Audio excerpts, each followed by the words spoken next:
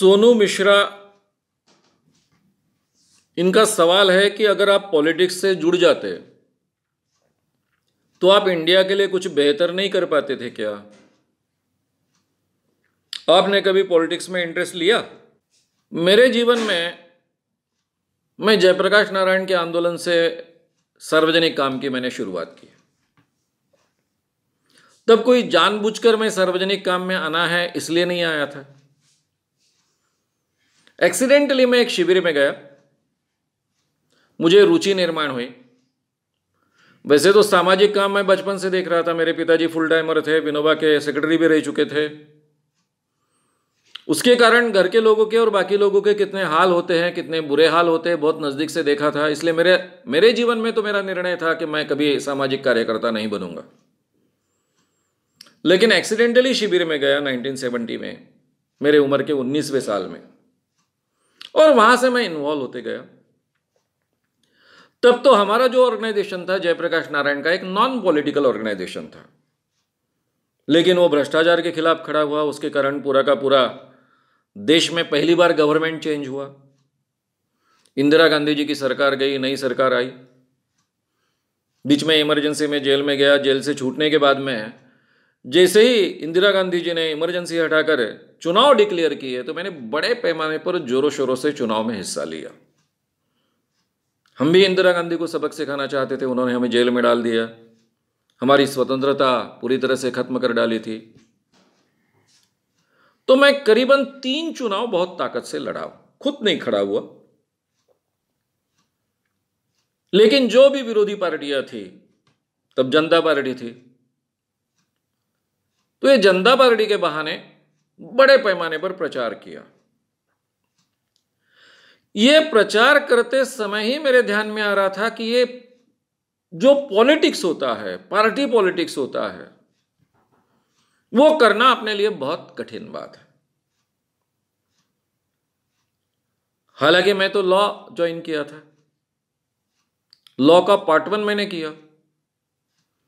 Law पढ़ते पढ़ते मेरे ध्यान में आया कि मैं लॉ की प्रैक्टिस नहीं करने वाला हूं, क्योंकि मैं तो झूठ के साथ जीना नहीं चाहता हूं, और लॉ की प्रैक्टिस करनी है तो मुझे झूठ का सहारा लेना है।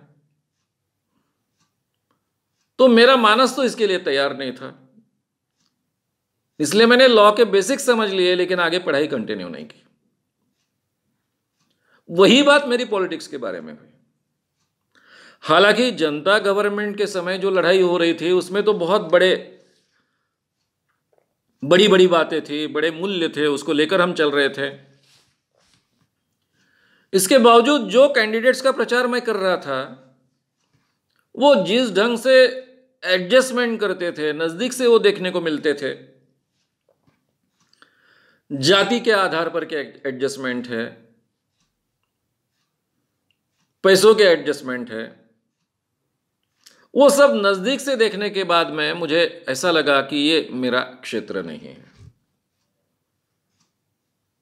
और मैं जहां अपने आप को फिट नहीं महसूस करता हूं वहां मैं बिल्कुल काम नहीं करता हूं।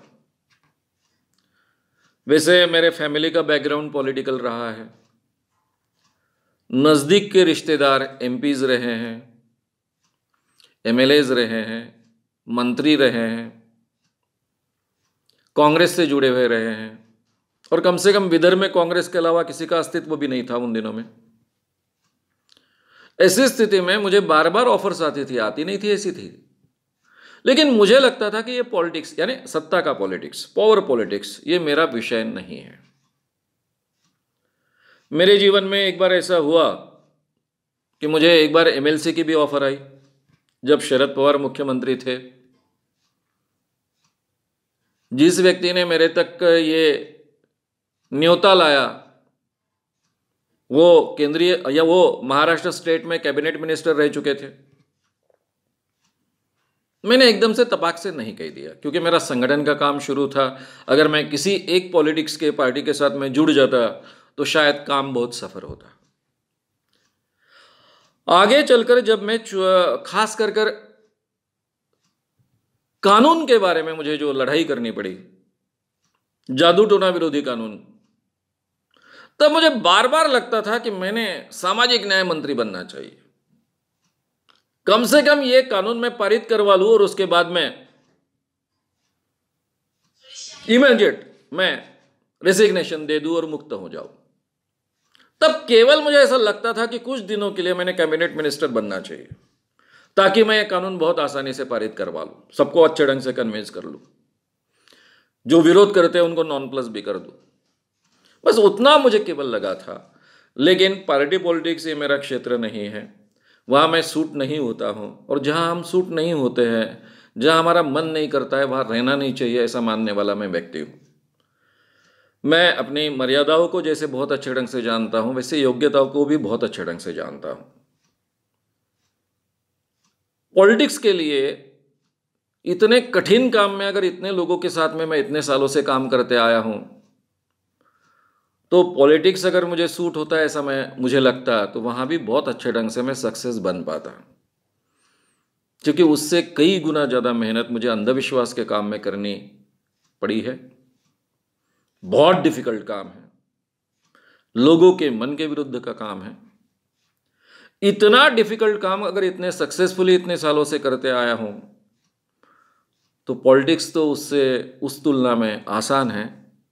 लेकिन उसके लिए जो एडजस्टमेंट करने पड़ते हैं, वो मेरी मानसिक तैयारी नहीं थी, इसलिए मैं कभी पॉलिटिक्स में जाने का मैंने कभी विचार नहीं किया था।